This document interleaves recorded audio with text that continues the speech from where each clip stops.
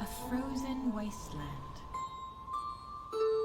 haunted by the undead and the dying. What is there to do but survive through the graveyard of horrors and a garden of bones?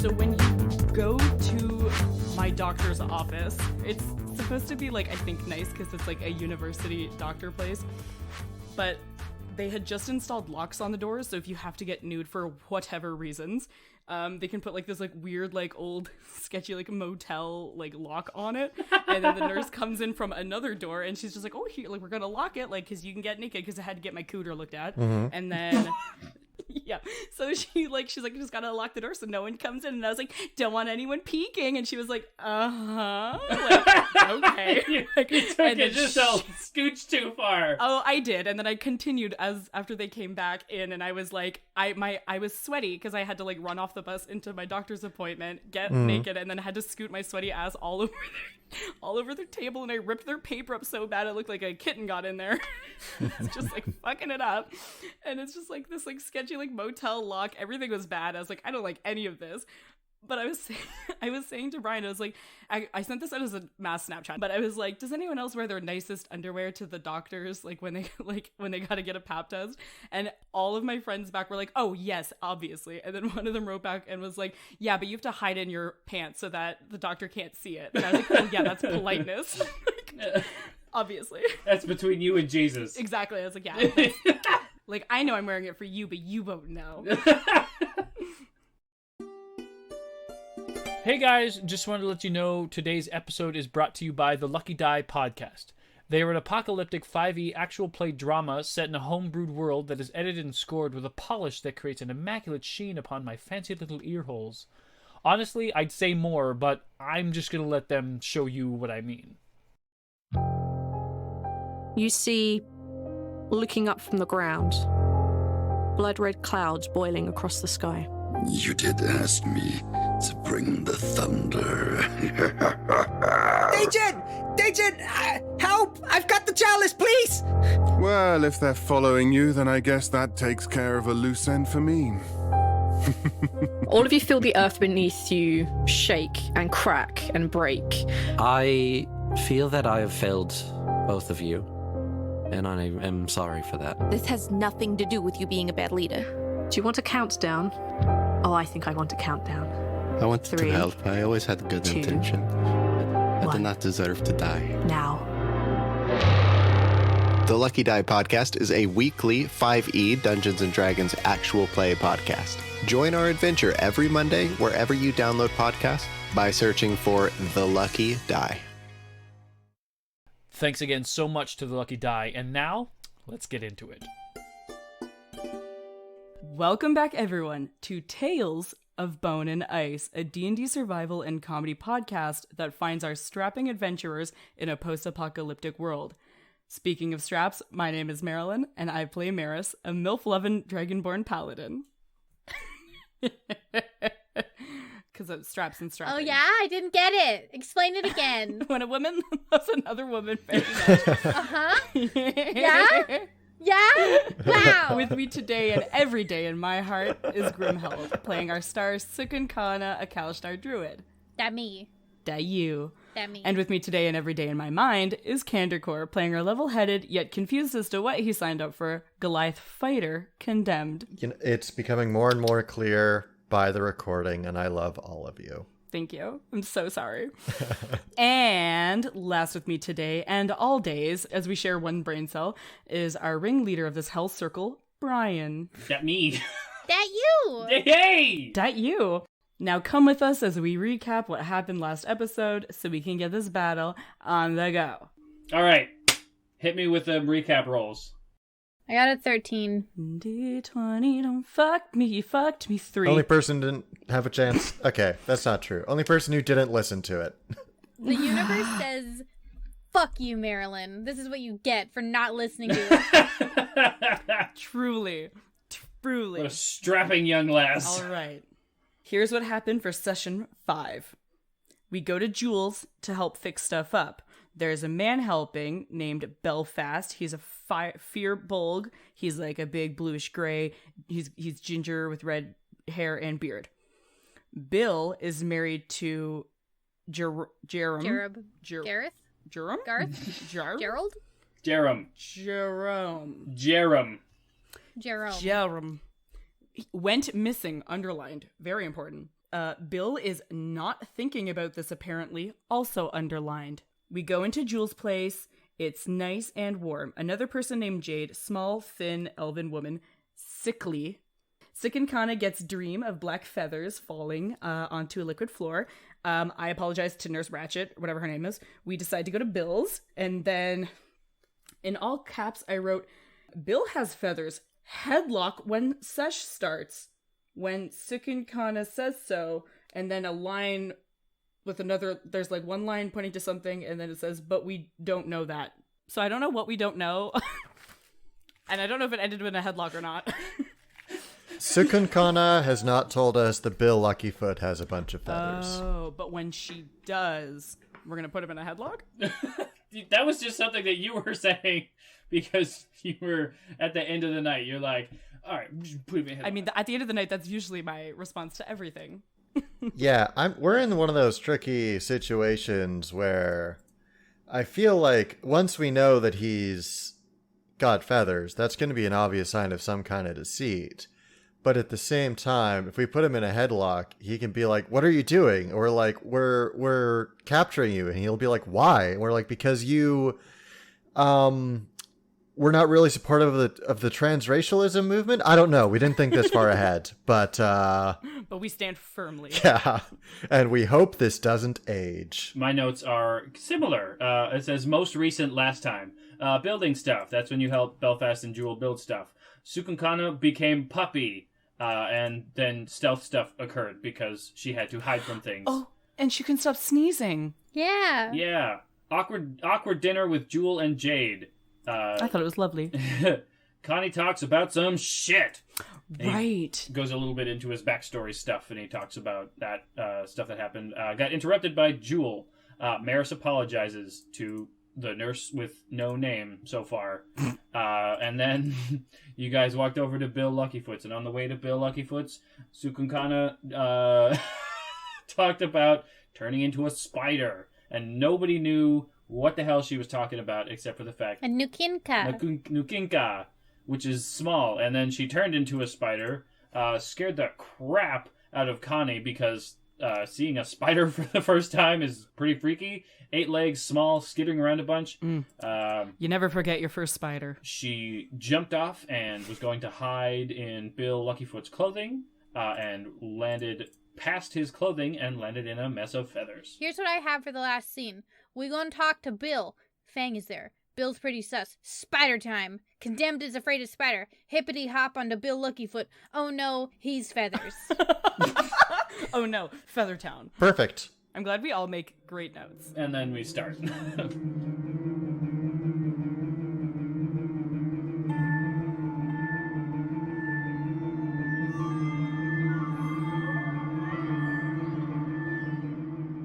Connie and Meris, you are standing next to Fang and looking at Bill Luckyfoot. Cukunkana is not currently with you physically. Just emotionally. Connie, can you give me a perception check real quick? Blue, nat 20. Ooh. Nice. You barely saw Cukunkana leap off of your shoulder and land into Bill Luckyfoot, not on him, and she disappeared past his vest. The thought that goes through Condemned's mind is, they can stealth? They are invisible? These are terrifying. Sorry, what was the last thing that we said to Bill Luckyfoot? I was just going to ask that too. Or did he just come out? I think that was it. Yeah, he just came out. Okay, great. All right. And I jumped on his little body. What was our game plan going into this? Cukunkana was going to creep around and like look for anything hinkety-pinkety, right? I think the game plan was, if he's sus, we're going to creep around. If he's not sus, maybe just talk to him. Yeah, I think we're just going to... The plan was just to softball a few questions at him and then see if anything cropped up. Yeah. And things, oh boy, did crop. They be cropping. Things be cropping. All right. Meris, do you want to take the lead on this conversation, or shall Condemned? I don't remember like what we're asking him, because it's just like he's doing a bad job of the town, right? And we were just gonna be like... So you guys, the intent that you guys had was to go and ask him if there was any more work that needed to be done around town. Right. Work that needed to be done. That was what the conversation was going to be. Were we gonna ask about his like hubbin too? Yeah. Okay. So I guess I'll go in for that one then. Mr. Luckyfoot. Bill. Yes. Myself and my comrades here have been told by Jewel that the majority of the building work was done. We were wondering if there was anything else that you needed for us to do. We had heard, perhaps on more personal notes, that your partner had gone missing. Oh, yes, it was, it's unfortunate. He seems to have been caught up in the undead attack. It's troubling business. Would you... Can I do an insight check? Sure. Blue? 12. No, 11. Seems to be on the level. He's not doing a whole... It happens. People get lost. People die in roving undead attacks. Okay. Cukunkana, are we... Because, like, the last thing I knew was that I was mind-linked to at least Candor, while Spider, because we were just explaining what a Nukinka was. I'm assuming that she just kind of landed on the feathers and just had a moment where she was just panicking internally and didn't know what to do. And now she's going to panic internally, but internal of Connie's mind. Internally, but like externally to Connie's internal area. Yeah, it's complicated. Yeah. Telepath stuff. Perfect. Connie, you're suddenly hit with what is going on? What? Well, you see, there's a lot of different things that you could possibly help with. We need a little bit of space to like help make more. Always more buildings are nice. This is not a halfling. Okay. So I'm gonna need you to do, I think, another perception check to try to listen to the stuff that Bill is saying, because you were getting panic Cukunkana in mind, and then also Bill's sort of like natural sort of anxious energy in his voice. And then Meris is just like nodding like, yeah. I mean, Meris would know what's going on because she's not mind linked to Meris. Meris is going to know. Meris is going to hear this regardless. Can I get an advantage on the check or something? What Condemned would want to do is just hand this conversation off to Meris and go in. So as soon as Cukunkana started panicking into his mind, he would more or less be ignoring everything that Bill Luckyfoot is saying. Okay. In that case, if you're going to be more or less ignoring, then you can do a perception check with disadvantage, just in case you passively sort of hear anything. Sure. Okay. I'll take that. It's a 6. Okay, you don't catch much. Yeah. But Meris, you hear him saying, like, there's always, you can always build more places for people to live. There's obviously still some of the bodies around, and we need to help deal with some more of them. We were thinking, do you have like any sort of like defense structures that you think that we could put up? Like, do you have anything? Well, the closest thing that we have is Jewel in Belfast, and a few other like minor guards like Harold. But there's not, like, we don't have the resources a lot of people like yourself have. So it's difficult to set up a lot of, defenses and weaponry and stuff. Do you want to do a time lapse of these two conversations split up, or are you okay with it going like simultaneously, sort of? No, I'm okay with it going simultaneously. Okay, so while that is happening, then, Cukunkana, what is happening? Are you okay? Yes, no, this is not Bill Luckyfoot. This is some kind of, I don't have time to explain what a common bird. I don't have time to explain what a bird is. Okay? Oh god. Oh, I'm panicking. Oh boy. Grab him! Alright, calm down. I'm assuming the players don't usually roll persuasion against each other, but can I ask Cukunkana to do a persuasion check to see, because that's kind of like a weird ask in the middle, and Condemned is like a little on edge as to wherein he's very protective of Cukunkana, but also he's not 100% sure how like streetwise she is. She's not. In that regard, I think that instead of asking for her to do a persuasion check, I think that you doing an insight check would be a better place to determine how legitimate is this claim. Make an insight to see, is it a good idea to grab this man or not? All right, sure. All right, well, I got a 19. Okay. You can see that you would have an incredibly easy time overpowering this man as he appears.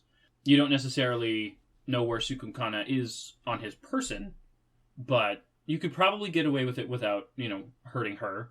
And Cukunkana is genuinely incredibly concerned about the current situation at hand. Okay, I knew all that. Mm-hmm. And you can legitimately see there's more to it than just, the regular teenage panic that she has. Right, okay. There's more urgency in it than her regular I'm out in the wilds panicking voice. Okay, all right. Well, you know what? Fuck it. There's some kind of witch shit going on. Yeah, Cukunkana's like, he's a witch, cover his mouth! Okay. Burn him! Silence him! He'll cast a spell on you as soon as you get him, I know it. Just smash your little giant hand on his face and just shut him up. Okay, you know what? Fuck it. I guess Condemned's gonna do that. It was nice being in this town, I suppose. Athletics check? And Meris has no fucking idea what's going on. She's just vibing, and then Kana's gonna suddenly just like grab this man's face and slam him into the ground. Yeah, okay. So Fang is standing next to you, and she's also like, I think that it would be good to deal with some of... And then give me an athletics check. Okay, do I get advantage because this is completely unexpected? Get a surprise round, yeah. Surprise. Yeah, Surprise. sure, fuck it. Why not? That sounds fun. It's pretty surprising. Yeah. Let's all bully Brian into letting us do it. Yeah, that's D&D, baby. You're still gonna have to do it my way. All right, here it is. Oh, please be nice to me. Please be good. Wow. All right, so I got a 1 and a 19. Oh, thank God.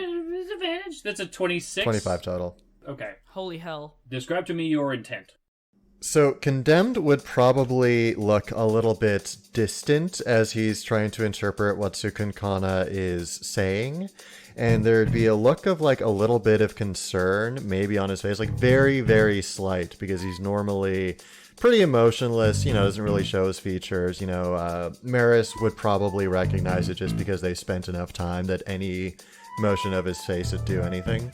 But aside from that, there'd be very little indication between when he was just standing still, looking in that kind of placid politeness that he exudes, and when he just leans forward very quickly, and what he's going to want to do is try and put one hand behind Bill's head and another hand just put it up directly over Bill Luckyfoot, the halfling's mouth.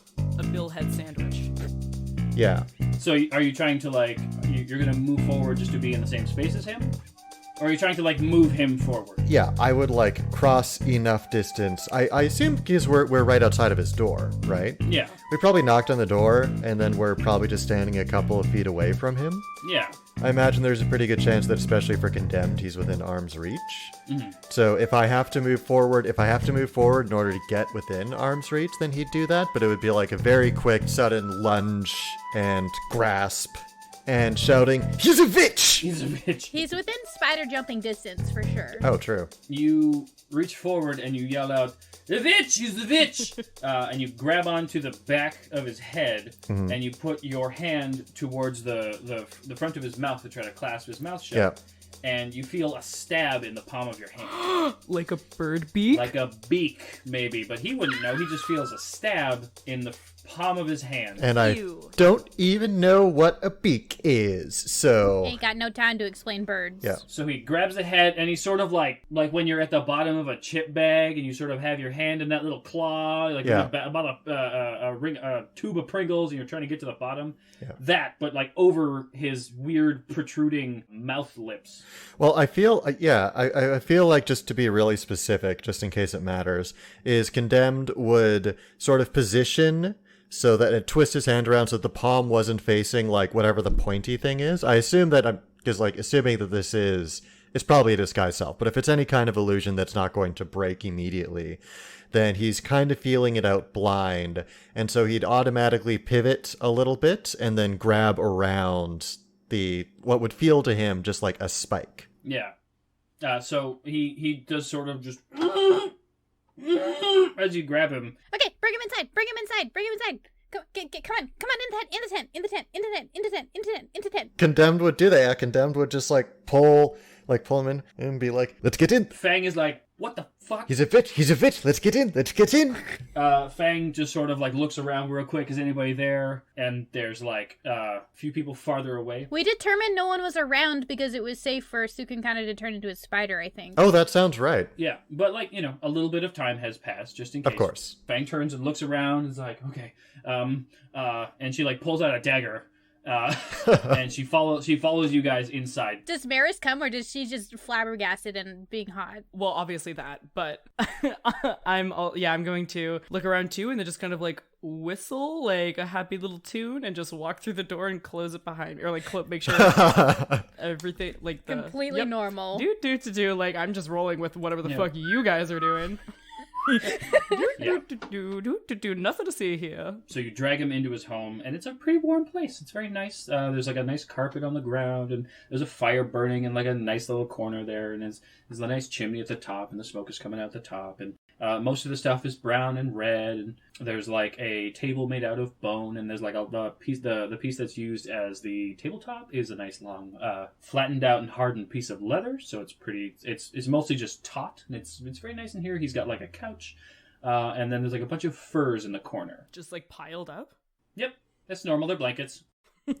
Okay, so I know that I can respond to Cukunkana's telepathy within a certain period of time. Am I still within that? Could I send her a message? You guys are it's actually for her, it's within distance, and you are still within 10 feet of each other. Or 20 feet, because you're level 2 now. Okay, great. So then I'm going to say, be very careful. My people know how to deal with witches. And I'm going to telepath to Cukunkana. My people have no idea what to do with witches. What do we do?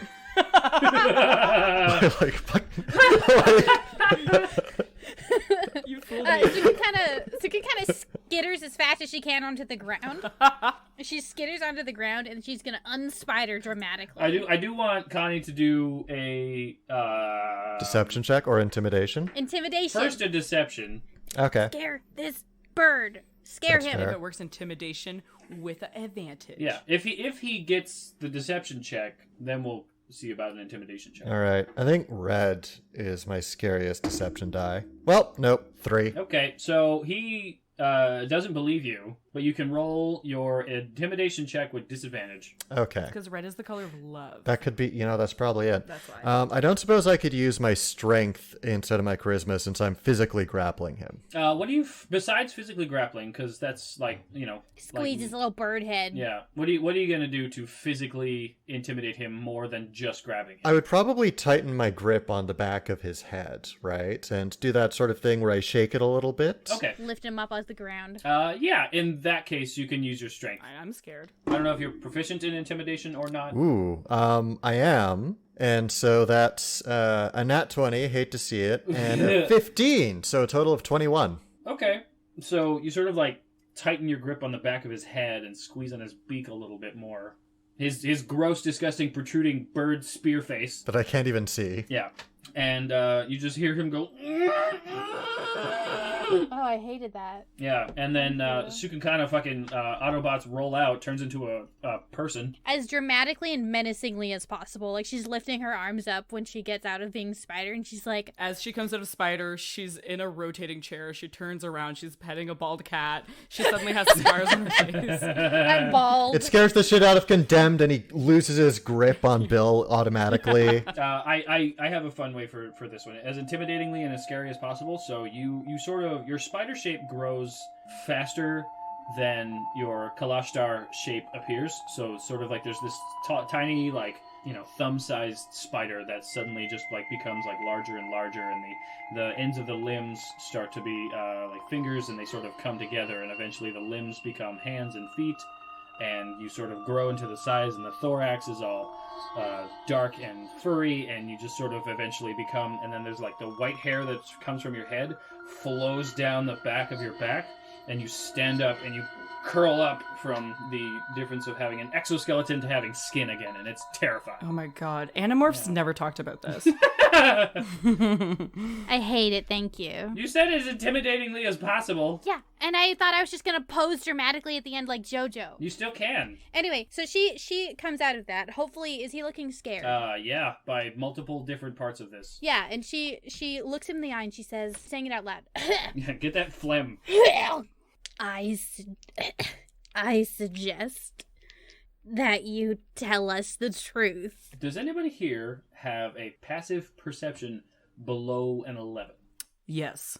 Mine is 10. Okay, so he looks incredibly intimidated and scared. Connie and Cukunkana, there was a foul smell that you noticed earlier. Not Connie, but Meris noticed this. I don't know if she would have mentioned it, but the foul smell is worse in here. Ah, big surprise! Meris, you're a bit busy with the woman turning from spider into like gross into person, and the like crunching of the face and the violence. Fang is standing behind all of you, and she's got like her 2 daggers out, daggers akimbo. Wouldn't Fang have like a hellish nose smell with the rotting flesh that I assume is happening though? Because she wolf lady. Her like effectively like she's not in like wolf mode right now, but like her like facial hackles are sort of like up. She's like upset. It's like, ugh, it's gross in here. Yuck! Somebody got to clean out their fridge. I'll look to Cukunkana. Should I let him speak? Cukunkana whispers, "I can cook," and she summons some fire, and then she walks over to him intimidatingly, and she says, "You best not be casting any spells, Birdman." Or this 1d8 is going straight into your hit points. Yeah, exactly. He doesn't know that. I love that quote. I'm level 2 and I'm trying to be scary. Eat this D8. Yeah. Eat it. So he looks visibly panicked, and his illusion fades away. Mm-hmm. And what you see before you is a small, black-feathered, fairly long-beaked having kenku. He has bandage wraps over his hands, gentle, like furs and leathers that sort of cover him from the waist down, but the feathers are very thick, and they look like they are sort of akin to like how penguin feathers grow, so they're fairly oily, so that they're able to keep pretty warm. He's got a bit of blubber, but it's layers. It's sort of matted. It's kind of gross. No wonder it smells in here. You dirty bird. God damn. He casts power word kill. Yeah, that's fair. Bye. Condemned loosens his grip a bit on the beak, but he is ready to tighten it again as soon as Bill does anything suspicious, like starting to cast a spell or starting to attack, or uses like really big words that Condemned is unacquainted with. Would probably also do it just in case, because he doesn't know. So. And has Meris ever seen a kenku before? Or like we saw it in the dream. Yeah, and you saw feathers in a dream. No, one of the people that was... Oh, that's right. No, he was an Aarakocra. Oh, he was an Aarakocra. Right. So it looks similar, but like... I mean, let's be real. Meris probably can't tell the difference if the past is anything to go by. God, she's problematic. He looks the same, but he's much smaller. Oh, okay. So you can see this... Like, none of you have ever seen like a guy who looks like this. He's very different. He's not like... So if Meris has never seen any person or like being like this before, they're just going to be like, whoa. Just like a nice generalized whoa. So he says, "Can't talk. Hard to speak. Please." Do you want a lozenge? Not big mouth. Mouth is hard to speak. Make do. Oh, get wrecked. Mm-hmm. Yeah. So you can kind of nods, and she's like, "Figure it out." You ruin everything. So Cukunkana is gonna like look at him and say, where's Bill? Bill. He told me Bill's not here anymore. Bill's with me. Bill is with me. He's not here anymore. He's with me. Condemned is going to close the bird's mouth. So I've got him grappled, right? Yeah, he's grappled. Okay, great. So what Condemned is going to do is he's going to raise up. The way I'm picturing it is that Condemned would, I guess, be to Bill's right. Okay. So Condemned lifts up his left foot and tries to kick at the back of Fake Bill's knee to put him onto his knees. Yeah, just give me an attack roll. Sure. Or athletics. It's the same roll. Doesn't matter. Destroy this man. That's a 9. It doesn't do it. He manages to stay standing. He goes, oh.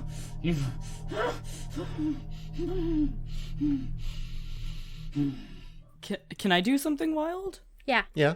Do it. I know, and I know the fans have been itching for this because I'm a paladin and I have a thing called Divine Sense. So as an action, I can detect good and evil, and then I can sense anything affected by the hollow spell or whatever the fuck. Anyway, so I want to do that just because this is a lot. There's definitely a zombie in this room, just saying. Yeah, it smells I knew that it smelled weird, and now all of a sudden Bill, the happy-go-foot lucky guy, all of a sudden turned into a thing, and Condemned is wrestling him, and I'm like, oh, this feels bad, so now I'm gonna use my divine sense to see if it feels bad. Okay, so you open up your divine sense, and what does it look like for you? Great question. Wasn't prepared. For me, I think it's just kind of a warming. Do you ever get brain chills? Sure. Spider sense. Yeah, spider sense sort of thing, where it's I kind of get this warm tingling right at the very top center of my scalp that just kind of moves all the way down my body, kind of slowly, and then if I feel something, it kind of goes faster. Oh yeah. And then it's just kind of and then it starts to radiate a little bit, but I can feel it.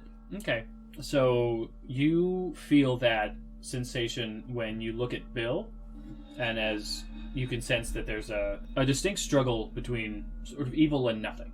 And then in a different part of the room, underneath the furs, you sense... Because I believe Divine Sense also lets you sense undead and stuff? Yeah, undead, celestials, all that kind of shit. Fiend, yeah, within 60 feet. That is not behind total cover. Yeah, so you get a very, very, very small sense that there is something undead very near to the furs in the corner. Perfect. And Bill Birdle. Bill is struggling. He's... I'm going to say, perhaps we were not clear. When we ask questions, we want informative answers. And I'm going to release the mouth a little bit again. I cannot anymore. That's all I know. That's all I know. Let me speak. I won't say everything. I will tell you. Okay, well... You can speak just fine. Yeah. Sukin kind of nods and, mentally, links to you guys. She's like, never trust a witch. Never. The mouths, don't trust them. Mm-hmm. Anyway, I don't know what to do now. we caught the bad guy. When you say he is with you, what does that mean? He's part of me now. Just like Chop said. Part of me now. Just like who said? Chop. Part of me now. Pork chop? He said it would be part of me now. So, okay. So if you ate Bill, then what is the undead thing you have under your furs? And I'm going to point to the pile of furs. What? Guys, they've got something weird under there. His eyes go wide, and he looks incredibly panicked, and he starts saying, No! Don't shut him up. And he starts struggling, and he starts moving around. Oh, are you scared of it? Panicking. I clamp his mouth. Cukunkana immediately moves behind everyone else and towards the door. Hey, Bird, are you scared of what's down there? Nod your head, yes. He doesn't nod. He's furious. He's terrified. He's panicking. He's gonna try to break out. All right. I hate that smug look. What does that mean? You bastard.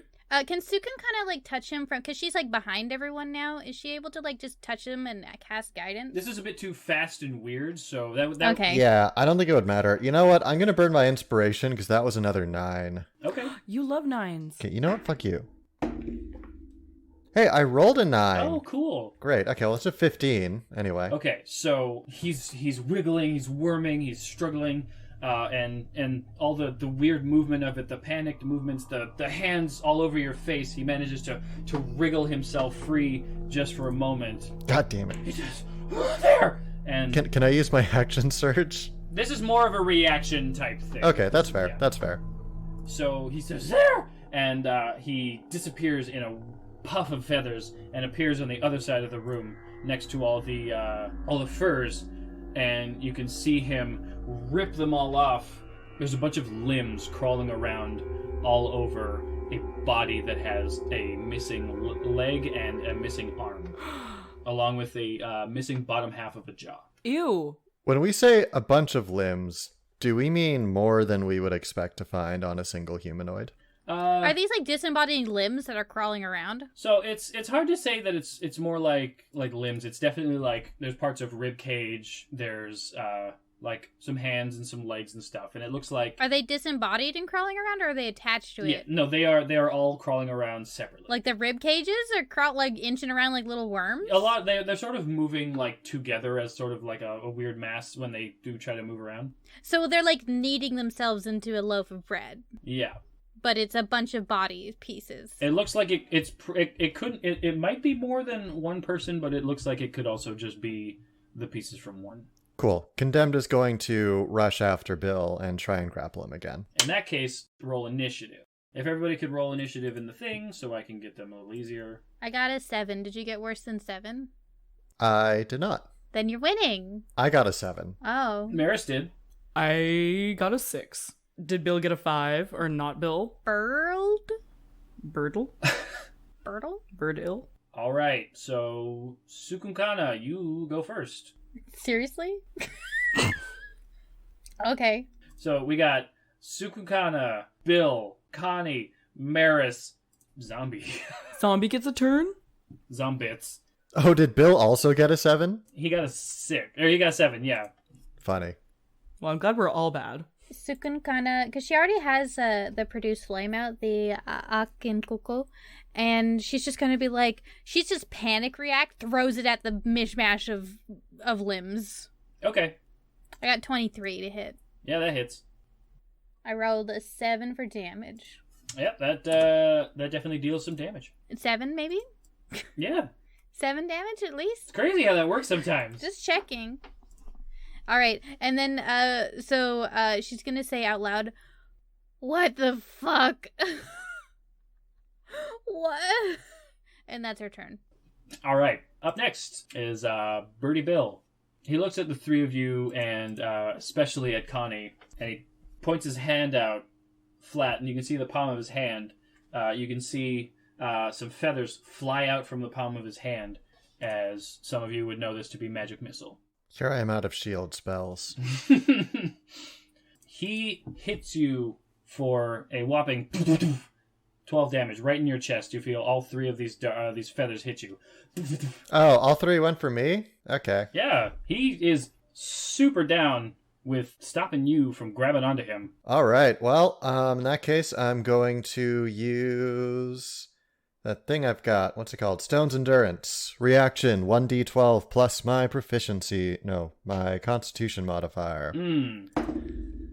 Hey, 14. All right, so you just sort of like, you feel these things just, but your body seems to become rock hard as they just sort of don't seem to even pierce the skin or bruise anything at all. Okay, I'm gonna rush up to him. He says, "No, you're the one who hurt me. You're the one who hurt me and Bill."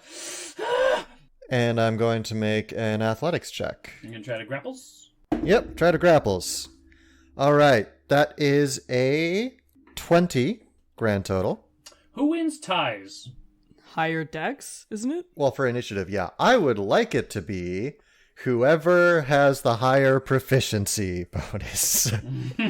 Whoever has the most gumption. I thought it was whoever had the higher initiative modifier. I know that's how it works for initiative. I'm not sure if that's how it works for other stuff, though. The situation remains the same as it was before the contest, so nothing happens. You run up and you try to grapple him, but he's dodging out of the way. He's very dexterous. He doesn't want to get grabbed by you again. He's very afraid of that, so he's extra cautious of it. Okay, well, I use my action surge to grapple him again. Okay. He should be afraid.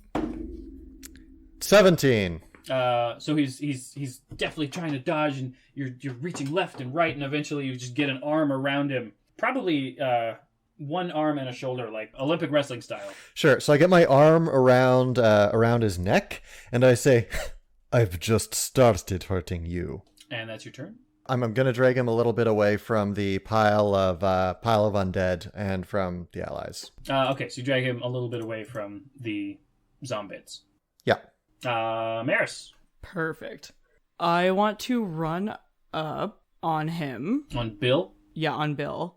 And I want to smack him in the beak with my maul. Okay. But I also want to use Divine Smite. So I deal an extra 2d8 radiant damage. Nice. Okay. To hit, that is a natural 20. Damn! Natural 20. Yes! I'm going to smack that beak right off him. He's going to be eating out of a straw for the rest of his life. Jesus. Get him. Well, I mean, we'll probably kill him. So that's 19, and then I get an extra... 4d8. So that's 19 damage plus 13 damage. So, I mean, you do the math. Not because I can't. 32.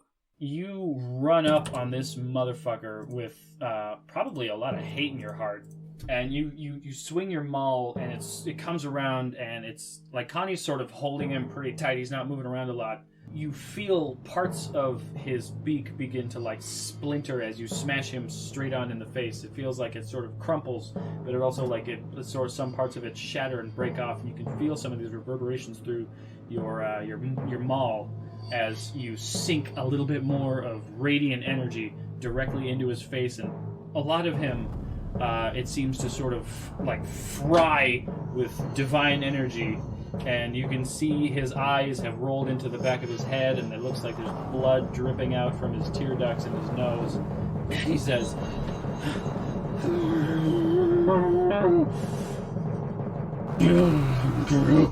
one, as he goes completely limp in Connie's Goliath grasp.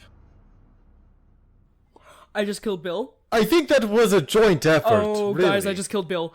Did he oh god, I just killed Bill. Does that make me the mayor? I'm not ready for that responsibility. I was just only here to get bones and stuff. Should we heal him? Oh my god.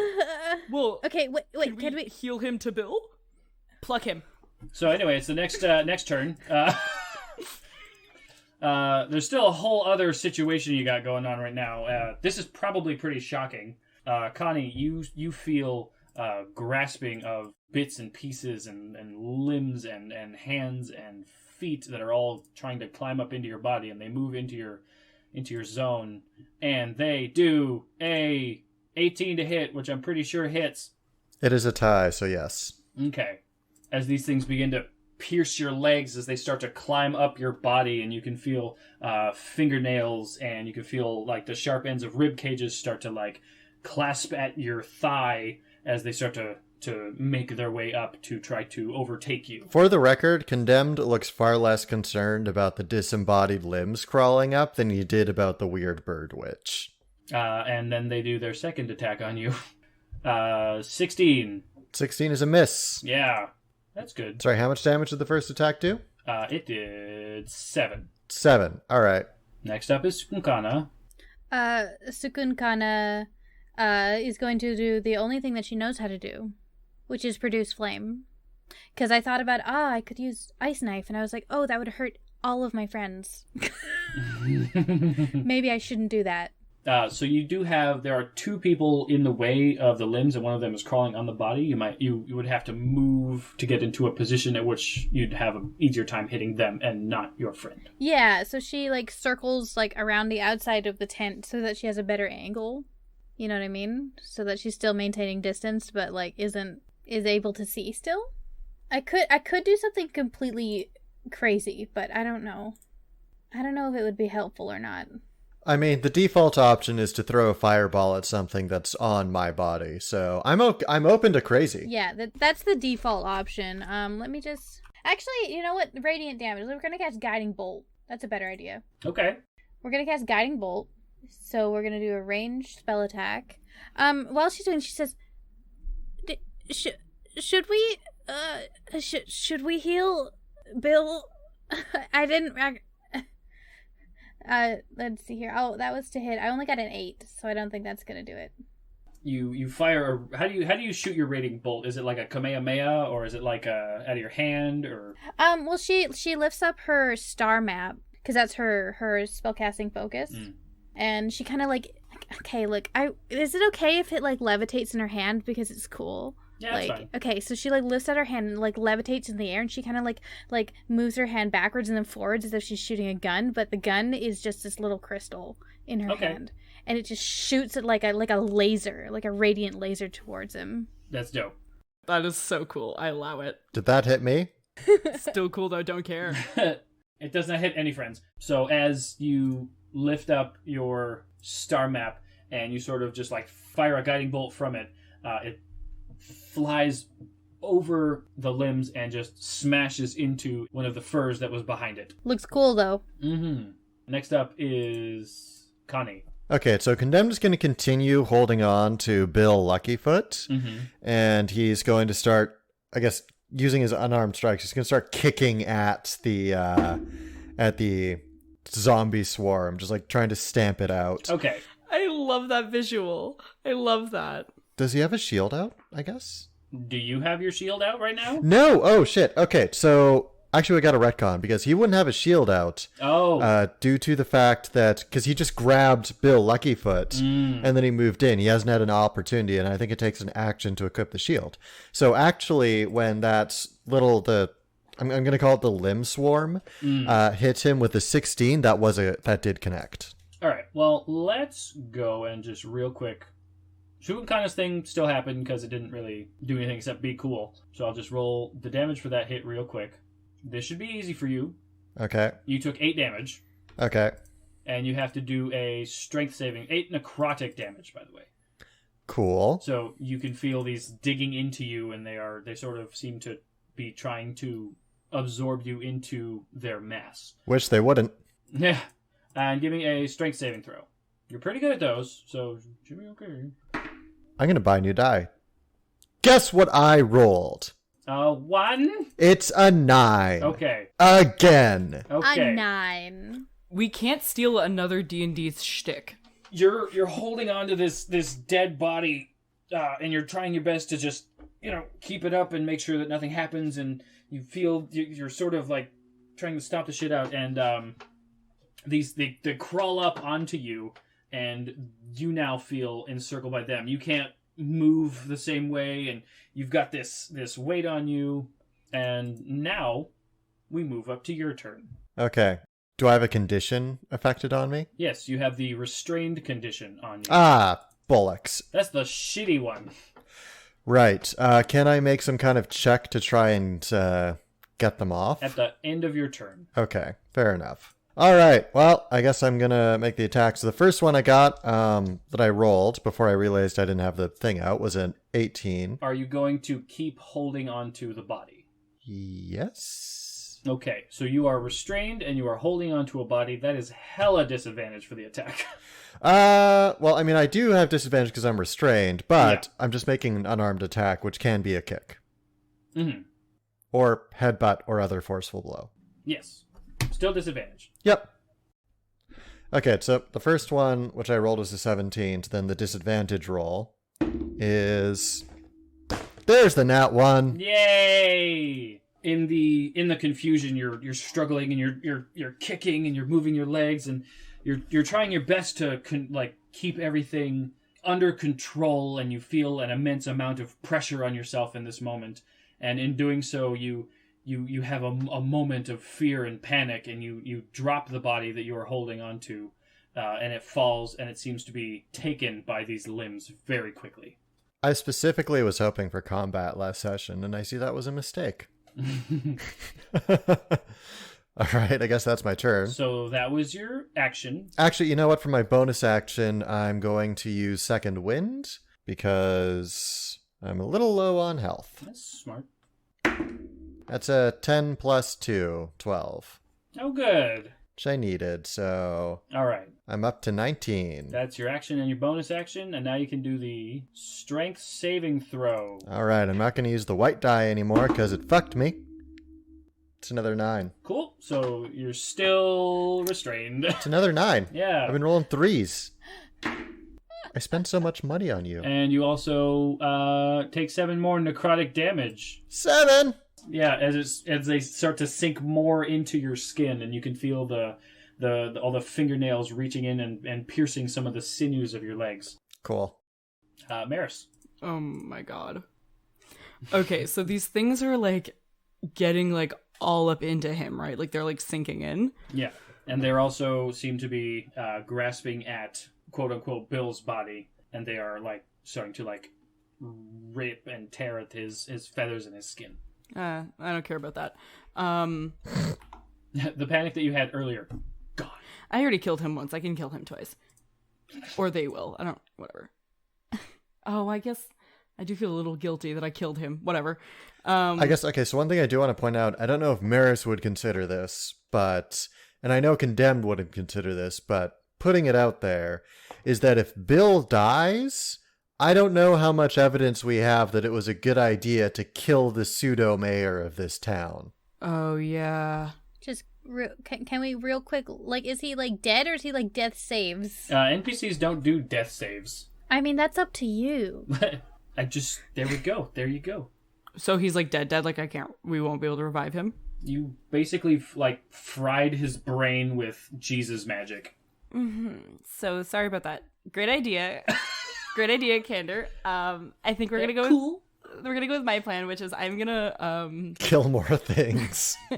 Well, okay. I'm gonna commit more violence. So I assume, like, I'm scared to attack them with, like, my first instinct was use my breath weapon, but that will also kill Condemned and might light this bitch on fire. And light the bitch on fire. So if I use my maul to, like, kind of, like, whack-a-mole these things off, is there a chance that I cannot hurt him? Or do I just, like, can I just, like, use an action or just, like, to pry these limbs off and then, like, eat them like crab legs? Basically. But, like, not actually. You can use an action to try to free him from the things. I will do that. Okay. Give me a athletics check. Fuck. 10. Okay, you go in and you're grabbing at all the things, and you grab one and you toss it, and you grab another one and you toss it, and they seem to be being replaced faster than you can tear them off of him. Connie, it's very unpleasant to have like fingers and ribcage pieces ripped out of your body and then immediately like sort of replaced by other ones. I appreciate the effort. I'm sorry. Oh God. Oh, can I yell at Fang too? Yeah, absolutely. Yeah, is Fang helping? We've been doing that the whole time, so yeah. Why stop now? Hey, get over here. So do you turn and you look at her, or do you just yell? I'll turn and look at her. So you turn and you look at her, and she has a look on her face that is, it looks like the most visceral combination of hatred and anger and betrayal and sadness that you've ever seen in a person before. She looks as heartbroken as she is bloodthirsty. Can I do an insight check to see if that's like towards me for killing Bill or for... Not yet. God damn it, because my initial thoughts were like, hell yeah, get in here and kill these bitches, but now I'm starting to question. Fucking knew we couldn't trust these NPCs. Damn it, Brian. Okay, that's your turn. Damn it, Brian! Yeah, I guess. Fuck. Okay, so now the horrifying limb pieces, they're ripping apart Bill and quote unquote Bill. His limbs seem to be joining the pack as well, and they start climbing up Connie some more, and they do some hits on you. So they get advantage because I'm restrained. Sure do. Ooh, doggy. Okay, so the first ones hit. They do 5 damage. Okay. So you can feel them starting to claw up and get into your stomach and your hips and your waist and your Wonder Zone. It's a bad time. FYI, I'm out of the bullshit that lets me avoid damage, guys. And then they attack again with their second part. Okay, that also hits. No way! Yeah. There's a 22. Yeah. And you take 5 more damage. Oh my god. As they climb and they start to claw at your chest, and you can feel scratch marks appearing all over your chest and your back. It's not my turn yet. It is Cukunkana's turn. I am still up. Barely. For now.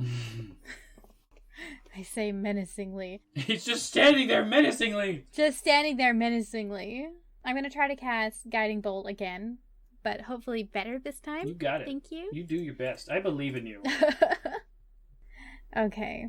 So Cukunkana raises up her star map and kind of like twirls her fingers as she tries to like crosshair the optimal spot to shoot the dead bodies with that all doesn't hurt her good friend.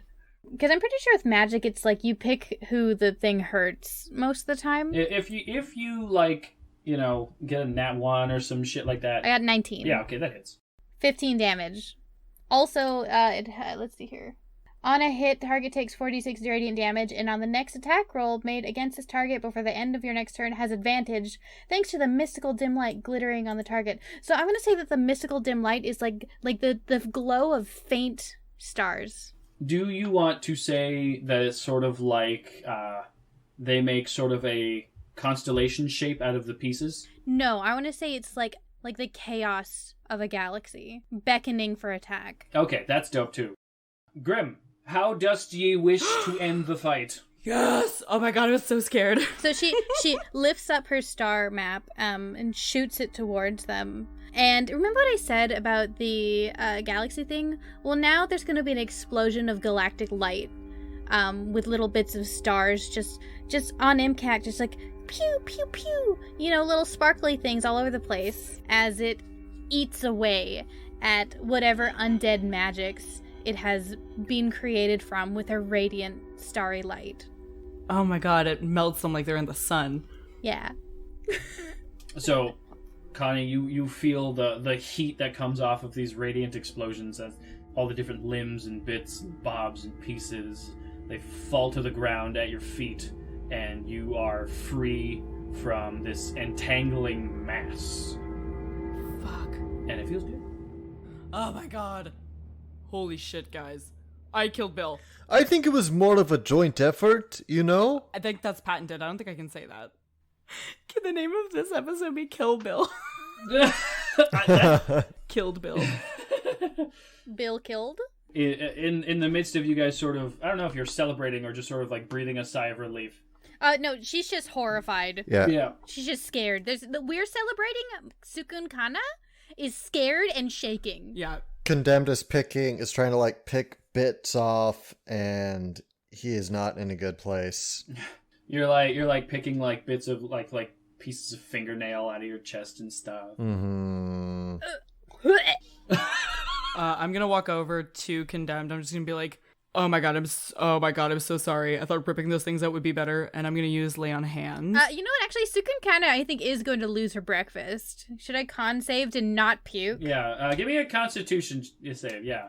Also, Condemned, you have a fuck ton of like beak shards like in yours. Oh, she got a 19. Can I say she just pukes though? Because like it's pretty gross. I feel like at this point like the con save is to try to throw up. But yeah, you just fucking go for it. Connie, you have like blood and like beak bits in your clothing and on your armor and stuff, and a little bit of bird blood on the bottom of your neck. Right. So for the record, guys, between my Stone's Endurance and my Second Wind, I regened 24 hit points during that fight, or negated 24 hit points. Excellent. My hit point maximum is 22, and I have 2 hit points remaining. Oh my god. I'll give you 7, because I'm scared there's something else that's going to happen. I'll give you a lucky little 7. 7 is a good number. Yeah, you definitely want to keep a few just for any 0 hit point reses. Mm-hmm. So, while you guys are doing this, you can hear Fang's voice, and she says, "Do you remember when we met? I said I was looking for someone." Oh, was that him? That was him. Sukun kind of looks over at him with like her mouth agape, and she says, he had a. Did you? He. I'm gonna insight if she's about to attack us. Sure. Yeah, Cukunkana, as the person who did the death blow, is scared. Now you want to cooperate. 21. Yeah. She is not about to attack, but she looks like she is volatile. That's fair. Oh god, I'm so sorry. Fang is looking, and she's shaking, and she's clenching her daggers in her hands, and she says, He He told me that he wasn't. All right, what did he tell you? A little while ago, he met another Kenku whose name was Chop Chop. His name is Garuk. Guruk. Thank you for spelling it for us. You're welcome. I love that you said that in character. I'm so happy. She takes her knives out and stabs you in the brain with it. That's fair. He came back telling everyone about how there was this great prophet. There was this Kenku who... He ran a butcher community. I told him that it was all nonsense. They were just lies, but it was so... He told me that he was considering finding out if that other bird was telling the truth or not, about whether or not you can learn someone's history by consuming them, and he did it. There's some sort of dark, long forgotten historical magic at play, and I don't like it. So, that gag was both in character and out of character. Holy shit. God damn, dude. She looks over at Meris, and you can see that her fangs are starting to grow in her mouth, and she says, I know that you did what you had to do. Fang, that wasn't your friend. I checked. They were completely gone. That wasn't your friend. I'm so sorry. That was something evil. Entirely evil. That thing was corrupted. It wasn't your friend. I'm so sorry that your friend's gone. I'm so sorry, but I need you to know that I didn't kill your friend. I killed whatever was posing as your friend. Persuasion check. Cukunkana, on a side note, is going to collapse. Yeah, can I give advantage to that by saying, clearly there is some dark magic at work, as you say. I do not know what it is that happened, but it sounds like your friend passed some time ago. Does that give me advantage? To aid another? No. Fuck. Well, I rolled a 7 in total. I'm proficient in this. Those threes, right? So she says, it's not as simple, and it's not a matter of whether or not it was or wasn't him. I know that it was him. It's just that he told me, and I told him to stop. He said that we needed to go on a caravan, and we needed to go out, and we needed to do an expedition, and he left me out there to die so that he could come here to try this. I'm so sorry. Those other body parts right there. That's Bill. I'm sure of it. And those ones, the unfinished meal behind him, that was his partner. I'm sure. Oh, ew. Sorry, I'm saying that with me, not as Meris. She has a moment of pure frustration and rage, and she falls to her knees, and you can hear her knives just thump, thump, land onto the furs below as she begins to weep and cry. Cukunkana, as soon as she starts crying, also immediately starts crying, but like silently for once. Still counts, 6 in a row. Yeah, she's covering her mouth, and there are tears coming out of her eyes, and she's heavily breathing. Like she's full on having a panic attack right now. I don't know what it would matter, but when people find out about this, and they will, none of us are from here. I don't know what our words will carry. I don't know the relationships that you guys have built with people in town. I don't know how trustworthy things are going to be, but we might have to get the hell out of here. Condemned is going to pick up one of the limbs, and it's pretty rotten, right? Decomposition happens after about 48 hours or so. So yeah, this one specifically, pretty rotten.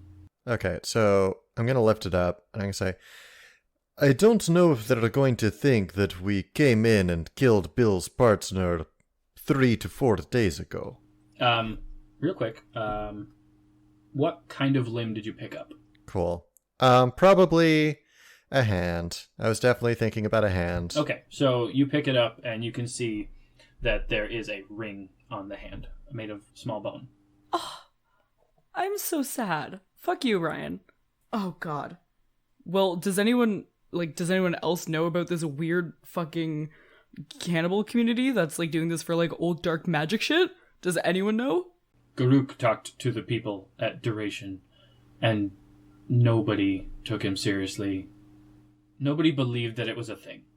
Apparently we were all wrong. We should tell the community immediately. We should tell Jewel. People trust Jewel, and have we seen that? People do trust her a lot. Okay, cool. As we know, Jewel runs this community. She's been saying that. I trust her implicitly. I trust her with my whole. I would give her my whole bank account information if she wanted it. If she wanted to open up Actually, you've been saying that she runs this community. I think she's mostly just complained about everybody else, specifically Bill Luckyfoot, and also us. That feels like she cares. I'm just saying, I'm totally down for trust. Like, Condemned kind of likes Jewel, and he doesn't have any particular thing. I'm just saying that, for all we know, that she's just, the local hermit, and the reason that she lives in, or not hermit, but the local asshole, and the reason that she's got 1 million rooms and no roommates is because nobody wants to live with her. But no, it's because everyone died and they're too intimidated by her hotness. That's probably it. You know what? That must be it. I think you're right. But in any case, no. I mean, we know Jewel and we know where she is, so Jewel is a good choice. I did talk to Nurse Ratchet, but I don't know. I think we're still kind of on the on the fence there. So I think that if we can bring Jewel here to kind of show her, if one of us can go and just run and grab Jewel and just bring her here just alone, just to be hey, some weird shit happened. We need to help. We need to figure this out. Or because the only other option is we leave and we have a whole town against us that thinks that we came in here and just killed their whole fucking mayor, even though he was apparently kind of shitty. But actually, I think he was only shitty after he got turned into not him, after he was eaten. Fake him was shitty. Certainly Groamdu would not approve, I think, of us discovering this and then running away from continuance, like thieves in, well, I suppose, mid-morning? In any case, we should certainly go. Perhaps we should go as group, I think. If things do turn south, is maybe better that we are all together, yes? We should bring her here. But should someone stay here to watch the limbs? In case they start doing limb things that limbs don't do? Yes. I'll go get her. And she just kind of stands up without saying anything. She's talking out loud now. And she just kind of immediately leaves the tent without discussing it more. Condemned definitely follows her. Okay, I'll stay with Fang. Oh, that's a... I'll stay with Fang. She doesn't look at you the entire time. She doesn't speak. That's fair. That's super fair. Cukunkana and Connie, you are heading off to go get Jewel. Some people have started getting up and walking around and doing stuff. Cukunkana spits on the ground because she just threw up and it was pretty yuck. You also have some tears sort of slowly freezing to your face a little bit, that little crystalline bit on your cheeks. She does not acknowledge them. Okay. So we got a couple minutes before we reach Jewel's tent, right? Yeah, you have about 5 or so minutes. Not quite. It's not that far away. Cukunkana has that kind of 1,000-yard stare in the sense that she was just traumatized and that she's coping by shutting it out. Like every good adventurer. Yeah, Condemned approves. That's certainly how I do it. So Condemned looks less like someone who is just processing a lot of violence and death, and more like someone who is about to embark in a kind of awkward conversation with somebody, because that is exactly where his headspace is. So, was that your first homicide? She mind links because she doesn't have the energy to speak out loud, and she says, "That wasn't homicide. I suppose he was a man, but only in name." It was not murder. It was certainly not a murder. It was a good kill, but to kill a humanoid is much different from killing some ice thralls or undead? I don't care about the bird man, the crow man. I don't care. Connie's gonna make an insight check on that. I got a 10. She doesn't care. And she says, Fang said that he was eating people to get their memories. What if they ate something really old? What if they ate something that knew about things that are really old?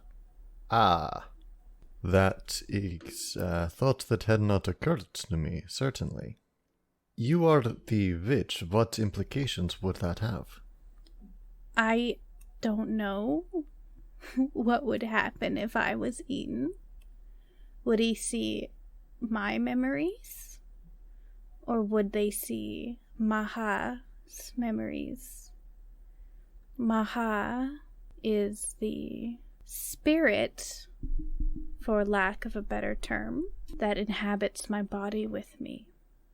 She shows me the past. She shows me what the world should be. And this world, as I have just recently fully come to understand, is cursed. When there's people like that on its face. If it ate something, perhaps, that was lodged in the ice, an old creature, would they see what they saw? And furthermore, could they force that sight on someone else by feeding their corpse to them? If we learn this magic and I force you to eat a part of me, if I cut my finger off and shoved it down your throat, maybe you'd understand what a tree is. Well, all of that sounds horrifying, but would this implication of being able to see things from before, would that not be, in your view, good thing? Perhaps not with dark magic associated with it, of course. There's easier ways to show things that I've seen to people other than cannibalism. I would hope so. Cannibalism is not something to be undertaken lightly or for pursuit of personal power. I'm just concerned about the implications of the situation that we found ourselves in. I'm disgusted by them and whatever they've got going on. Now would be around when you'd arrive at Jewel's place. Cukunkana walks in. Is Jewel there? Jewel is there, and Jade is sitting at the meal table. Having a casual breakfast. Things are normal in old Jewel and Jade's place. Things are chill. Things are fine. All right. They're going to walk in.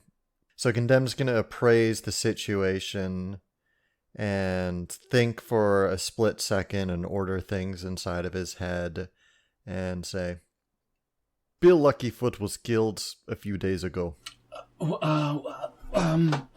Appears to have been some sort of doppelganger, some creature that took over him. I understand this is obviously very concerning, but if we take you to his to Bill Luckyfoot's tent, we can show you. His corpse is there, as is the shape taker. Jewel is obviously flabbergasted. Give me a persuasion check, because that's a crazy thing to say. My boy don't mince his words. You don't own a paring knife. 16. Okay, so she's convinced enough that she will go with you to see what it is the fuck that you were talking about. And she looks over at Jade and says, Jade stands up and she says, I'm going. Sorry, Jade stands up and says she'll go? I'm going with you guys. I don't like it. I'm not there, but I don't like it. Condemned looks at her with a bit more respect than he had before. So she stands up and she finishes her meal as quickly as she can. and she goes into the back and, like Cukunkana, puts on her triangle of clothing. Yeah, it takes a quick couple minutes to put on all of her layers. And she stands next to Jewel and she says, I have to see. You can't keep me in here forever. Oh. Sukun kind of looks at Jewel and is like, Have you been keeping her in here? It's not like you... It's not like you think. No, listen. I grew up like that. Have you been keeping her in here? It's for her safety. You don't get to decide that. She's an adult. No, she's not. I'm an adult. And I'm allowed to make mistakes, and so is she. Perhaps one thing at a time? She says, I will... Look, we're going to figure out whatever the hell it is that he was talking about, and then I'm not going to say I'll explain everything, but I will talk to you, Cukunkana, specifically about this. Okay? So he kind of just like goes over to Jade and like holds her hand and walks out the door. Hell yeah. Okay, all right. Jewel follows. Sickly girl. Sickly girl club. Sickly girl club. Awesome. All right. Well, I guess we proceed back to Bill Luckyfoot's tent. Okay, just give me a rundown of what the hell we're going to run into in there, because you said a whole lot of really fucking crazy things, and I just want to be ready. So, what you will see, you are a practical woman, so I will give it to you straight.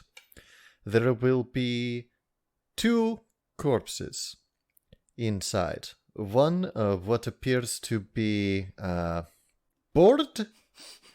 Bored. What appears to be bored. A board?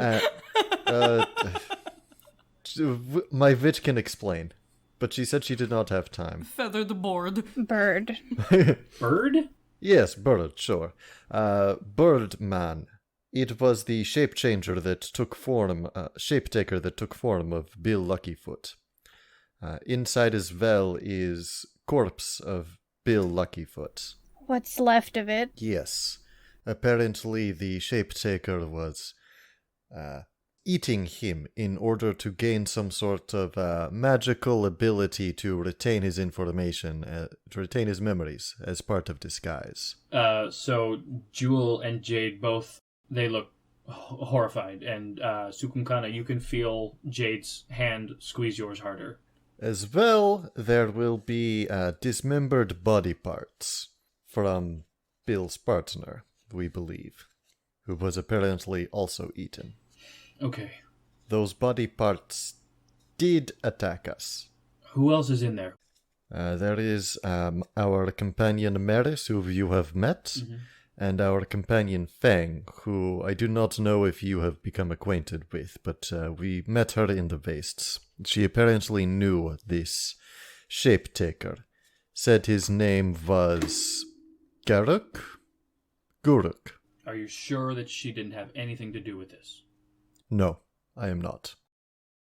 But we did meet her out in the wastes. I do believe that she did appear to be lost, and she does appear to be severely in distress. I cannot rightfully say that I am sure she had nothing to do with it, but I feel confident enough that I left my companion alone with her. Take that as you will. And with that, you arrive at Bill's tent. Is Meris still alive? You open the door and I'm dead. Yeah, God damn it, you beat me to it. Shit. We all knew where this was going. Yeah.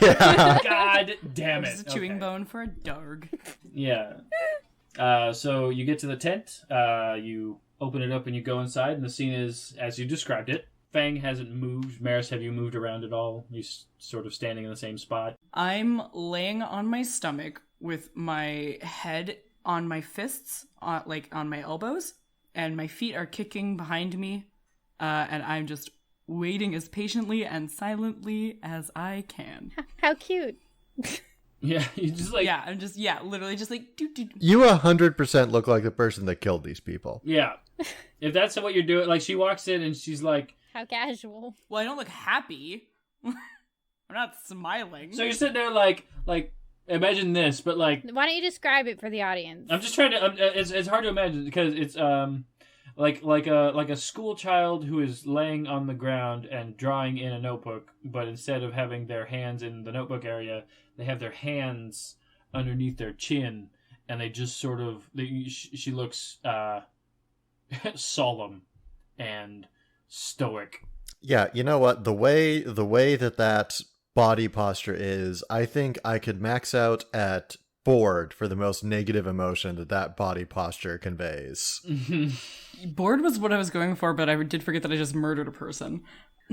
Yeah. And also that you're laying belly down beside a couple bodies. Yeah. Do you want to change your position? Mm-hmm. Yeah. I'll give you a moment to backpedal. Yes, super gonna backpedal. It's like you're waiting for your mom to pick you up from daycare. Yeah. Oh my god. Yeah. Hurry up, Mom. God. Waiting for your MILF to pick you up from daycare. There's not like much else in this room though, other than like the limbs, right? Like there's. She could just be standing awkwardly. There's the couch. There's a table. There's a small fire in the corner. There's a bunch of furs. I think I'm like feeding the fire, and then I'm keeping an eye on the limbs. Yeah. And I have my maul out in my hand too, just like in case they start like getting scrappy, because I want to be as far away from Fang as I can be, because I obviously don't want to make her uncomfortable. Mm-hmm. But I want to be like close to the limbs as I can be as well. Okay, so she's about 2/3 the way across the width of the tent, so you are able to stay relatively far away from her. So Jewel assesses the scene, Jade sees the scene, and proceeds to vomit. So you kind of nods knowingly. Yeah. And Jade looks around and she sort of like puts her hand over her mouth as she gags. And she says, okay, that one leaning up against the tent wall, that's Jerem. That's Bill's partner. Like that limb? No, there was a body that had a... Oh, I thought it was all just pieces of limbs. No, there's a body with a jaw missing. No, there was also pieces of limbs. There was part of the jaw missing and the arm and the leg. Oh, I forgot about the jaw missing, sir. I assumed that was Bill. Right. Forgot about that funky little fresh So guy. she points at that one and says, that's Jerem. That's Bill's partner. And she looks around at the body parts and the feathers, and she notices the ring on the hand that you picked up earlier and says, that's Bill's ring. And that's the imposter, right? That one there, covered with all the black, whatever those are. Yes. Akinkua. In the imposter's defense, they were a good person before they got into weird shit. Fang pipes up and says, you don't have a right to talk about that. You're right. You don't know them. I'm so sorry. She stands up and she walks farther away into the further corner of the room.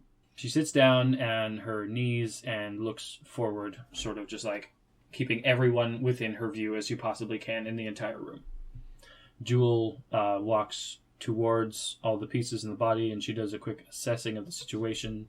She sees like sort of blood and chunks of bird bits sort of on Meris's bone hammer and in the leather that's tying it together.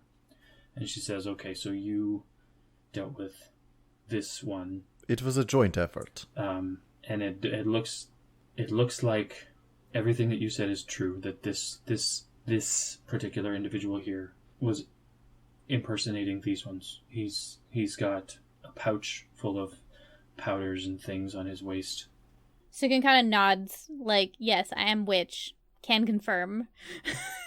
Jade walks forward and she leans down and she starts to like smell all the different places and she's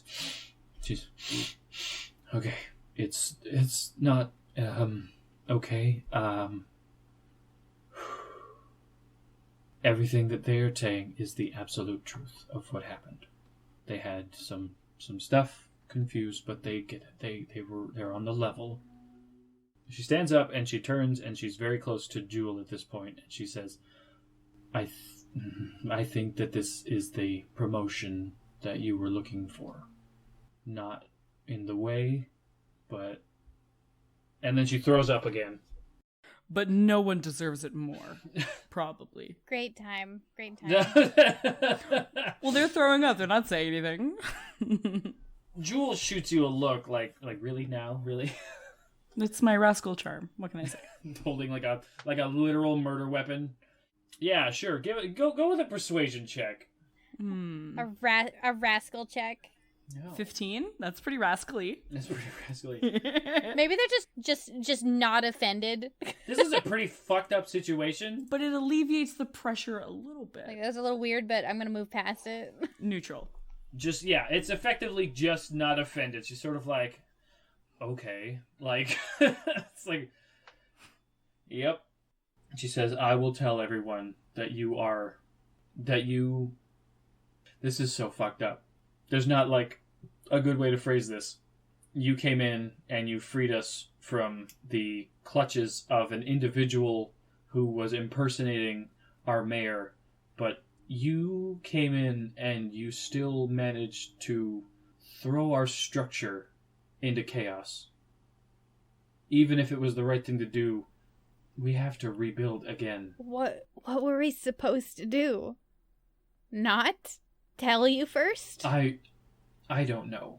And Cukunkana internally thinks, oh, maybe telling them would have been a better idea. Maybe we should have said something first. Yeah, just internally, she's like, maybe this wasn't the best and most rational choices that we made today. I'm here to make bad choices. Yeah, I know. We should have gone and tell someone, but you think that Cukunkana has the, like, foresight to think that far? We didn't have time. Can I interject to Jewel? I'm just gonna be like, listen, I'm so sorry. This situation is super fucked up. No one should have to deal with this. And you're gonna have to rebuild, but you have us. We're your allies. Thrive is gonna be your allies. We're gonna help you as much as we can. I promise. We're gonna do what we can to give you what you need. As much as we can. Everyone's struggling, but we'll do what we can to. Condemned is going to kick Meris in the back of their boot, and then I'm going to turn to Cukunkana and say, in giant, maybe let her know not to make any promises on behalf of community. She mind links and she's like, Connie says to not make promises that what was it that you can't keep. And then Jewel says in giant, you are representatives of Thrive, correct? Oh, get fucked. And then I say out loud in my normal person voice, we were sent here to make sure that we have a good connection with these people. There's no greater extension of friendship that we can give than being able to give some of our resources that we're able to give away. We have good defense. Those are not your resources, Meris, I say in common. But there are resources. No! Do not overstep yourself. I am sorry. I turn to Jewel. My apologies. What I mean to say is, we are here on behalf of Thrive, but we were not given any specific authorization to give resources. We will, if you have any needs, of course, please tell us. We will be happy to take that request back to the chieftain, but we are not able to make any promises, is what I mean to say. She looks at the three of you, and it looks like she might be losing a bit of faith in the three of you, and she says, who among you is the representative for the voice of Thrive? Condemned is going to look with a little bit of trepidation towards Cukunkana, but only a little. I'm going to look back and forth, and then I'm going to also look at Cukunkana. I was planning on doing the same thing. The baby speaks for all. Cukunkana suddenly feels a lot of pressure on her.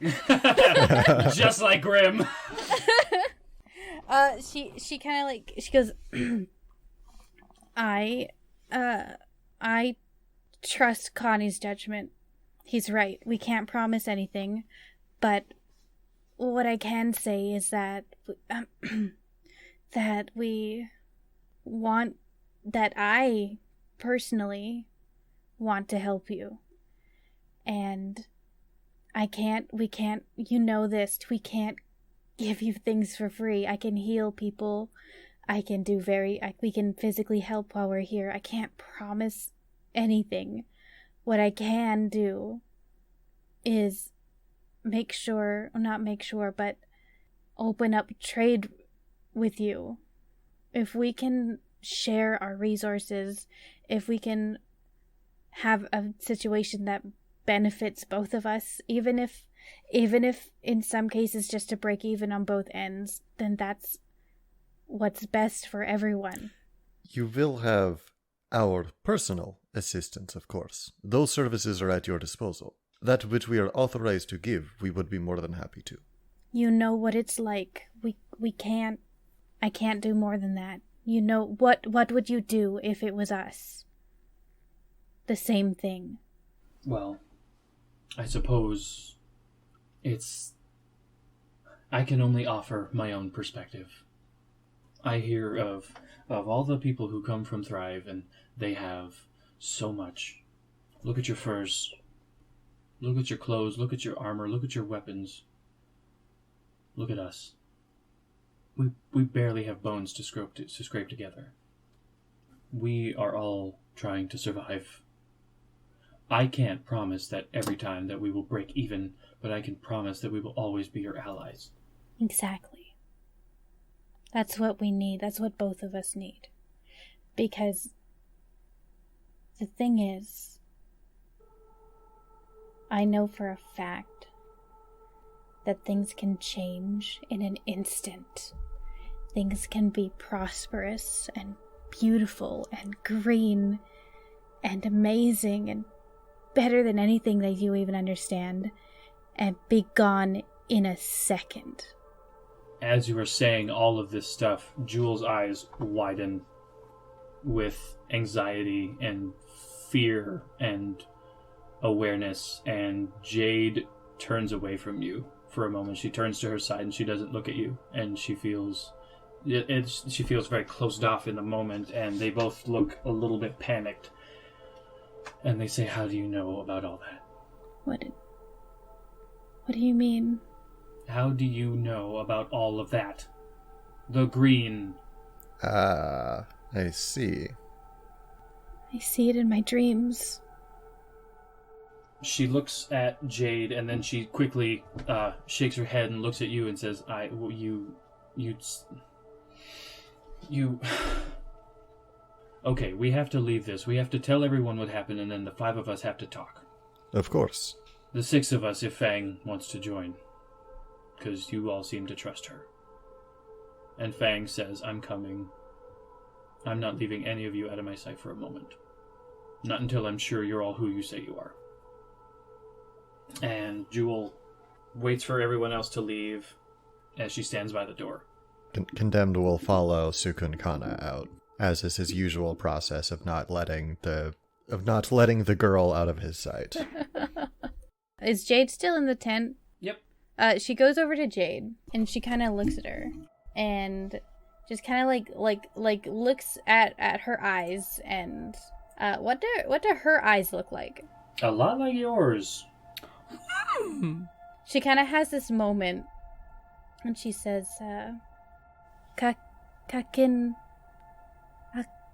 Kakinakaklik, which means, "What's your name?" So Jade looks at you and she says, "My name is not Q." And she kind of smiles and she just kind of holds her hand and she kind of like looks at her and her eyes mist a little and she says, "Thought I was all alone." So for the audience, not Q is Fox. She shakes her head no. She says no. They don't speak, only show. Is this in Corey or is this in common? This is in common. Okay. So she suddenly has a moment of like anxious panic as she is still holding your hand, but like has to leave this room. So she just whoosh, just kind of drags you out. She comes with. Sukun kind of comes. Anybody who is like I feel like the other 2 of you would probably leave pretty quick after that because they're going pretty fast. Oh, yeah. Yeah, Condemned's like, "Oh, we're leaving." Follow the baby as long as Fang isn't also, because I don't want to be super close to Fang because I feel bad with my general presence among people. There's a moment, if you were to look back, to see Jewel sort of like waiting for Fang to leave, but Fang waiting for Jewel to leave first. Oh, Canadian politeness. Not quite. And she's not trying to be polite. She's trying to keep her eye on her. Oh, American politeness. Yeah. Wink, wink. Eventually they figure it out and Jewel leaves and then Fang falls behind her. So you guys eventually arrive at Jewel's home, and she lets everybody in, and she puts on tea for everybody immediately. Tea doesn't exist. Tea doesn't exist. We're having bone broth with little bone broth tea sachets. Yeah, everybody has their bone broth, and Jewel says, all right. I would like to note Cukunkana is sitting right next to Jade and snuggling right up. Sounds good. All right. I think that we should start at the beginning. Jade is my family, but she is not my sister. Many cycles ago, it's, like we said before, it's hard to keep track. I was on the border of town, patching up some buildings the way that you saw me do before. I was by myself, and I was really the only one who could at the time. We were much smaller then. Less people had come by, and less people had settled, because this is a hotspot for a lot of this activity, but it's close to your community, so there's a bit of reason to stay around. In the border and in the distance, there was a sort of cart on... It looked like rails, but maybe a track or something, some sort of... It was sled-like, but it's hard to tell because there was a wheel in the front, but the back was a sled. And it turned towards me and slowly came into town, and it was filled with this brown, chalky sort of... It's hard to describe. It's like snow. It's like the ice. Amak. Amak. Amak. That's what it's called. It's what plants grow out of. Okay, she has mentioned plants a couple times, and it always sounds confusing. It's hard, it's impossible to imagine, but it came close and I was unsure what it was, and I picked it up and I started digging through because I was unsure, but she was just buried in there. I took her out and she wasn't crying and she was barely moving. I wasn't sure what to do with the... Sorry, what was that word again? Amak. Amak. I wasn't sure what to do with that, and I was worried if people heard that she came from there, then there would be an issue of some sort and they might think that she was a witch. So I turned it around and I pushed it back out as hard as I could, and it faded into the fog. And I took her home. There weren't many people there, and they assumed that I just adopted someone's child after they passed in one of the undead attacks. That's how they found me. Meris's head whips around. I rolled into town in a cart, buried in Amak. No one knows where I came from, but I grew up. They think I was sick because I was a baby in the cold for however knows how long. That makes sense. And I had all these visions in my sleep that no one understood. Kama, she listened to me and she believed in me, raised me so that I'd be able to leave one day. She knew how important it was that I get to try to fill this emptiness inside of me. I hate everything. I hate the way the world is. I hate that there's cannibals. I hate the ice. I hate the sky. Nakyu, you hate it too, don't you? She nods really slowly and solemnly. I'm gonna fix the world. Somehow. I don't know how yet. Meris leans over the table and grabs Cukunkana's hand and just kind of nods. Yeah. We got your back. But this means there might be more of us, Nakyu. I thought I was only one. What if there's more of us? And what if that thing that took Bill, what if it was after you? And your memories? You have us, Condemned says to Cukunkana. Nakyu, who is Jade, says, I have Jewel. You need to get stronger. Sorry. I started laughing because in my head I was like, and Jewel has us too. And you have my axe. And you have my bow. Yeah. So she lifts her hand up and like a very familiar to you. What's the word that you use for fire? Akinkuku. She lifts up her hand and she says, Akinkuku. and a very, very tiny, very small little fire appears in her hand. Be careful with that, it's hot. She closes her hand and extinguishes it. Cukunkana says, you need to get stronger, because I don't know if you've had them, but I've had dreams. I think something really bad is out there, and you need to be able to protect yourself. And that means, and she turns to Jewel, and she says, you need to help her get stronger. You need to let her out. You need her to go. How I gained strength, I went for walks. I did stretches every day to gain muscle. I'm not very strong, but I was worse before. You have to let her go for walks. You have to encourage her to do things. And even though I always got mad at her, my sister, Kasu, she never let me sleep all day, every day. Because she cared about me and wanted me to get stronger. And even though I was mean to her all the time, I understand now that she did it because she loved me.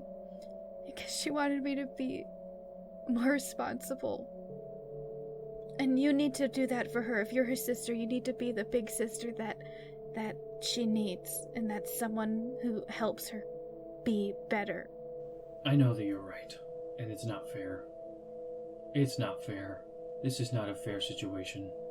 But now I have the responsibility and the power to actually do something about all this. And you're right. It might not seem like it, but the three of you coming here and throwing a wrench... A wrench? What are tools? Throwing a bone. Throwing a bone. Throwing a bone in the works of all this community have really put it into perspective, the work that I haven't been doing. She stands up and says, I'm going to make many changes. I'm going to make sure that she becomes powerful and she becomes strong and she becomes, and then she looks at her arms and she's like, strong like me. Meris nods enthusiastically. Lower those muscle expectations. No, she points at her thin arm. Yeah, she's like, I mean strong of will. Okay, yeah. Meris nods less enthusiastically. And she turns and, just for the sake of, I know that this is a place that I can get us to where we need to go next. The rest of the day is going to be a lot of talks, and Jewel walks around. She explains everything to everybody. A lot of political, boring shit. I also wanted a second where I throw my thumb out and I say, she's got my vote, before she does all the walking and political stuff. Condemned wants to speak to Meris. Not necessarily alone. If Cukunkana is also there, it's fine. But Fang is also keeping an eye on all four of you, or all three of you. And Jade just happens to be there. In the building, she's asleep. Condemned doesn't have any languages. Yeah, he doesn't care. If it would be too troublesome to get rid of them, which it probably would be. Meris, I wanted to speak to you about the promises made, and I do not want to say I did not mean to correct you, because I did. But I wish to explain myself. You are a passionate person. It is, you care much for others, and I understand you want to do what is best, but it is cold in the waste. And sometimes you must be cold as well. You must remember what it is you are able to do, able to promise. We were not given permission to authorize additional resources. If we came back and they did not wish to give, then relations between continuance and thrive could have been made much worse. We need to remember where we are and who we are. I know. It's just, you come to a new town, you come to a town and you see people that we live with every day, people that we know and that we love, and then you see the disparity that they're living in. You see the difference. We don't have it good. Nobody has it good in this world. Nobody's okay. I've never met a single person that is happy and content, but fuck if we are happy and content compared to what these people have I just it just feels like our differences are exaggerated, and these are our people too. It feels like, I don't know, I know that I'm making promises, and I know that it's not my place, and I know it's definitely a little bit too trigger happy, bone happy, sword happy. I know it's a little bit quick, impulsive. I know that it's impulsive. I've been impulsive my whole life. I can't help that. It's what I am. I want good things for these people. And yeah, you're completely right for calling me out. Obviously, like, since I got here, I think that I've been kind of doing brash, quick things, and you're helping me to realize the balance of it all. I didn't realize that things are so different across the board. Obviously, you're well-traveled, you know things more than I do, but fuck, I didn't realize it was bad. I didn't know it was this bad and this different. But yeah. Continuance is doing better than most places. That is true. It is harsh world out there. That is not to say that I do not mean to come across as condescending. I hope you understand. I have much to learn from you. He turns to Cukunkana. From both of you. I have been on Waste so long, perhaps I became too cold. Perhaps my destructive anger may have been replaced with something not much better. I am trying to learn to be a better person. And I do look to you, impulsive as you are, as something of a role model in that regard. Where you have been brash, where you have caused harm, you have done it only by accident and only when trying to do good. I have much respect for that, as someone who has done too much harm with not so good intentions. We all have much growing to do. We are all turrets to be polished, yes? Yeah. Very that. We are. And with that, the rest of the day occurs. Jewel does her campaigning, and it's mostly just telling people, like, Bill's dead, has been, here's the situation. I am acting in his place right now, and for the foreseeable future, whatever, I'm in charge. Etc., etc. Boring stuff! Cukunkana definitely goes to go have a nap for, like, that entire time. Because she's been through a lot today, and she needs to go to sleep. You are struggling. You cannot find purchase. You cannot get yourself to sleep. So, through the rest of the day, you toss and turn, and you're laying down, and I feel like you probably continue to try to fall asleep, right? Yeah. Eventually, it does become the point at which it is actually time for bed. The three of you eat. Jade sits, Nakyu sits next to Cukunkana. They eat. Everybody has a pretty decent dinner. They, like, chit-chat and... They chit-chat and shit, you know. In a language that nobody else knows. Yep. Can I just, like, assume that, like, I have, like, a nice normal conversation with Jewel? Like, not a weird one? Just, like, a normal one? Roll a charisma save. You should be good at those. Like, it's roll for not being MILF-stracted. Yes. Oh, I rolled a 10. 6 plus 4. Okay, that is an average. So you are doing, like, okay. You are not, like, making a total ass of yourself. You're not best friends yet. You're not best friends. You just, all that you did do is not fuck it up. Make small talk without making it weird. Yeah. You know what? That's, I feel like, 90% of the game. That is how Marilyn gets laid. It's the slow burn, baby. Yeah. So she laughed at one of your jokes, she touched your shoulder, and you had a normal conversation. So. And then I made it weird, and then I made it... Okay. You sure did. Okay, so after you guys finish dinner and your not awkward conversation, the three of you go down to the room at which you bed. Fang stays in there with you and does not fall asleep until all three of you are definitely asleep. She is sitting up in the corner and she's watching all of you. I'm gonna die in my sleep. But eventually, the three of you do fall asleep, and you all have a moment where you can hear the sound of an impossible amount of water all at the same time. Left and right and left and right, and when your vision finally comes to you, you are standing in the midst of the ruin that Thrive has in the middle of the city. It's large, it's brown, there are people everywhere, and all around you, in every direction that you can see, there is darkness, there is clouds and there is water as far as you can see. Rain is falling from the sky.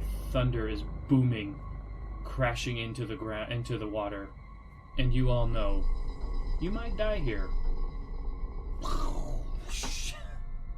So Condemned looks around at the water, and for the first time he sees something that approaches panic on his face as he, like, grips the nearest thing.